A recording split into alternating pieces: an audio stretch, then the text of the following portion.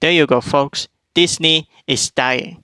Or I rather say, it's already dead. It's literally on fire, burning like hell, and no one can do about it.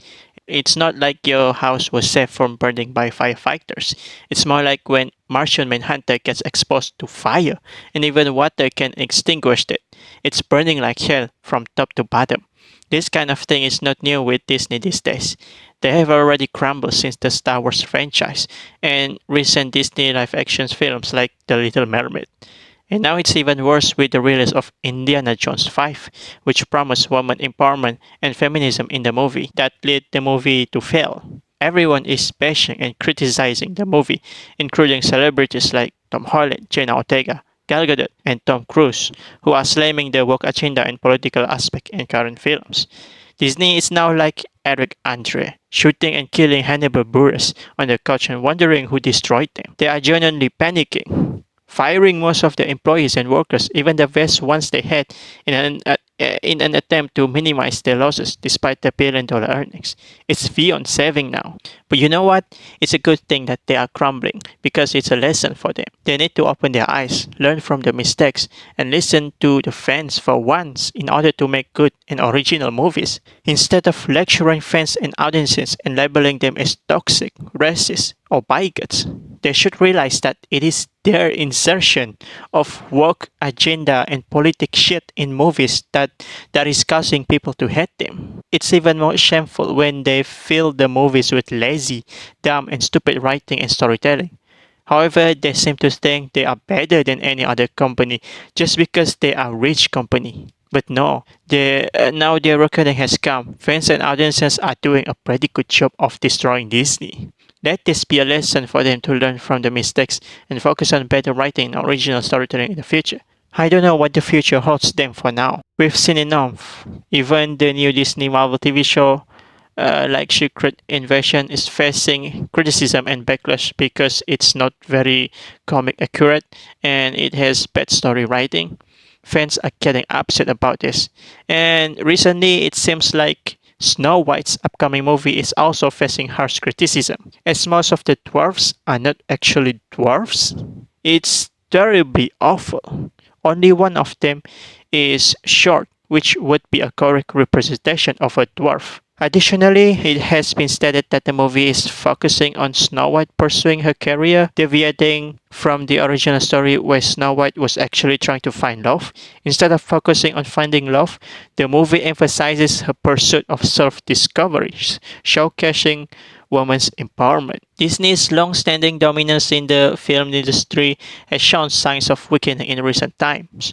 While the studio has been resilient and successful over the past decade, benefiting from its ownership of key properties like Marvel, Lucasfilm, and Pixar, this year has been cracks in its armor. Several major releases, like I mentioned earlier, also including Ant-Man 3 and yeah, of course, The Little Mermaid and Elemental, and of course, Indiana Jones 5, have struggled to meet expectation and fill movie theater seats. This downturn marks a departure from Disney's previous years, where it consistently achieved billion-dollar box office successes. The studio's reliance on tentpole films with budgets exceeding 200 million, coupled with high market costs, has set a higher bar for breaking even at the box office.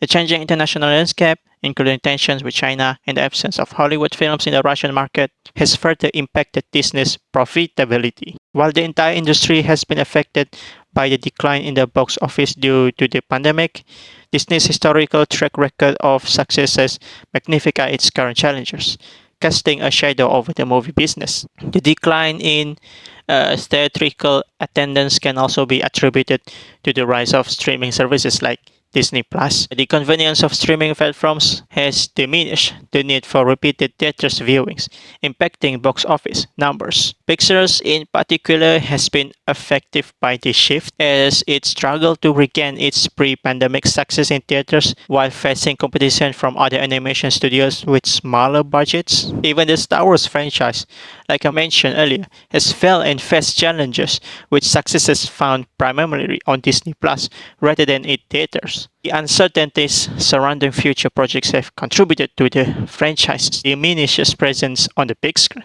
While Disney's film business is facing difficulties, the company's diversified portfolio and ability to capitalize on merchandise sales on their park experiences have offset some losses. The Disney brand remains powerful and capable of leveraging its intellectual properties beyond the box office. To address these challenges, Disney needs to adapt. They need to create new content that goes beyond nostalgic remakes and sequels. The studio's success has relied on echoing past achievement. But as audiences grow tired of such offerings, Disney must find innovative ways to capture their interest. However, implementing significant changes in a large company like Disney takes time, and the effects may not be immediately noticeable. Yeah, despite the struggles in the film industry, Disney's overall market share remains significant, surpassing its competitors. The studio's issues extend beyond its film divisions, with concerns over Disney Plus pricing in the parks business and the impact of the cord cutting on its cable properties. These broader challenges have a more substantial effect on Disney's share price and overall financial outlook than the performance of its recent movies. In conclusion, Disney's once impenetrable position in the film industry has shown vulnerabilities in recent times. The studio's reliance on high budget tentpole films, changing market dynamics, and the rise of streaming services have impacted its box office success. While the company continues to dominate the industry and benefit from its brand and merchandise sales, it must adapt to the evolving landscape and create fresh and compelling content to maintain its position as a leader in the entertainment industry. Anyway, thank you all for joining me today.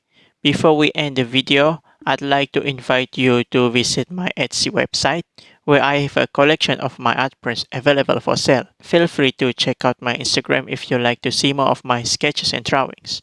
Drawing is not only my hobby but also my passion. Alright, that wraps it up for today. I hope you liked and enjoyed this video. If you did, please consider subscribing and turning on the notification bell so you won't miss any future updates. I look forward to having you join me again in the next video. Thanks for watching, by the way, and goodbye.